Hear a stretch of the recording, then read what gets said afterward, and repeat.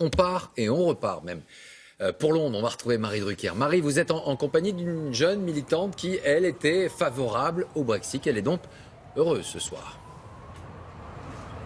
Oui, elle s'appelle Charlotte Coudet. Bonsoir. Bonsoir. Vous avez 25 ans, vous êtes franco-allemande, vous avez la double nationalité, mais vous avez passé toute votre vie, toute votre jeunesse dans des pays du Commonwealth. Vous êtes assistante parlementaire et comme le disait Laurent, vous êtes militante conservateur. Vous avez milité Vote Leave pour la sortie de l'Union européenne. Vous êtes heureuse ce soir. Vous me disiez à un instant que vous alliez faire la fête avec des camarades. Comment peut-on avoir 25 ans, avoir grandi en Europe, avec l'Union européenne et rejeter cette Europe aujourd'hui? Alors attention, ce n'est pas un rejet de l'Europe. Et ça, je pense que c'est quelque chose qui a été très mal compris, surtout vu depuis l'étranger, la France, l'Allemagne, etc. C'est un rejet du projet politique en soi. La Grande-Bretagne fait partie de l'Europe, ce sont des Européens.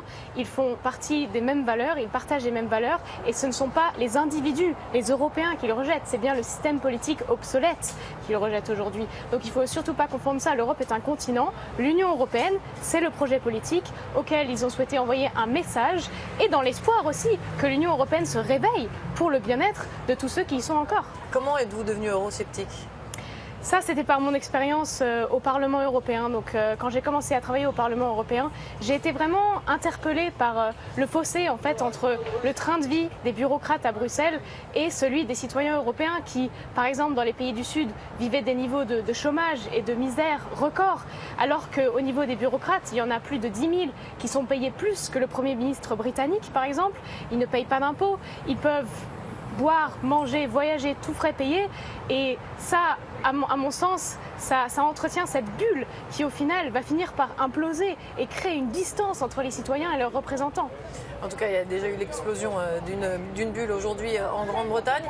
Beaucoup de nos interlocuteurs depuis ce matin nous disaient, ceux qui étaient favorables au Remain, nous disaient mais de toute façon, la Grande-Bretagne n'a pas de plan B. On est sorti aujourd'hui de l'Union européenne, mais nous n'avons pas encore prévu ce plan de sortie. Vous êtes d'accord avec ça ? En fait, le plan de sortie, il est déjà prévu par l'Union européenne, même dans le traité de Lisbonne à la base. Si un pays souhaite se retirer de l'Union européenne, il y a ensuite une période de négociation. Donc ça va être un processus qui va être progressif, graduel, qui ne va pas se faire de façon radicale. Ça va se faire sur des années. Et là, va se mettre en place des négociations pour remettre en place, par exemple, le libre-échange, les problèmes de visa, de voyage, etc., entre les différents pays de l'Union européenne, mais aussi s'ouvrir au monde au niveau du libre-échange pour la Grande-Bretagne.